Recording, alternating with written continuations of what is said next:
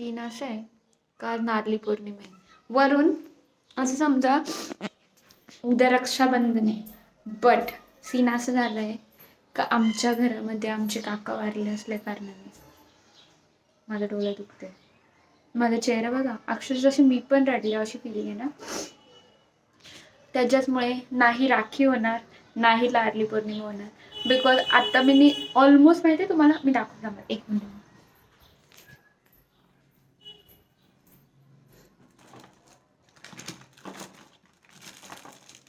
ही mini आमच्या युवराजला राखी लागते अशी, म्हणून त्याच्यासाठी मिनी ही पेटते आय गेस, अशी काहीतरी राखी आहे ती. हे बघा, झगमग झगमग आणलेलं त्याच्यासाठी. आणि काय माहिती काल काय झालं, मला दुसऱ्या कोणत्या राख्या आवडल्याच नाही, म्हणून मी राख्या दुसऱ्या काय घेतल्याच नाही, मी फक्त युवराजसाठी ही राखी घेतलेली. बट आता समजतंय मला, कारण की मला एवढं याचं टेक्निकल नॉलेज नाही का काय करतात काय नाही. बट मला आता हे समजलंय का पुढचा 1.25 महिना काहीच नाही आहे, म्हणजे काहीच सेलिब्रेशन नाही, काही नाही, बिकॉज ऑफ डेथ झाली. मी ॲग्री करते असू शकतं, बट मला याच्याबद्दल नॉलेज नसतं, म्हणून सॉरी. मी विचार केला आज काहीतरी चांगलं करेल.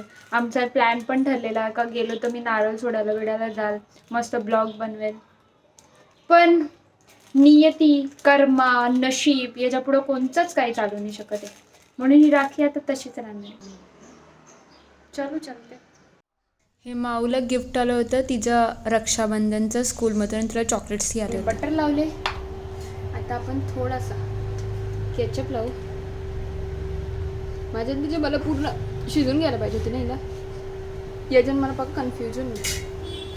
जेवण बनवायची इच्छा नव्हती म्हणून कालची चपाती राहिलेली, बोलली त्याला फुलफिलिंग कशी बनवू, म्हणून कॉर्न होते ते उकडले आणि चीज आणि सगळं मेल्ट करून मिळवली. चला हेच बेस्ट ऑप्शन दिसत होतं मला, म्हणून त्याच्यावरती थोडं चिली फ्लेक्स आणि ऑरेगॅनो टाकून मी चपातीचा पिझ्झा बनवून खाल्ला आहे.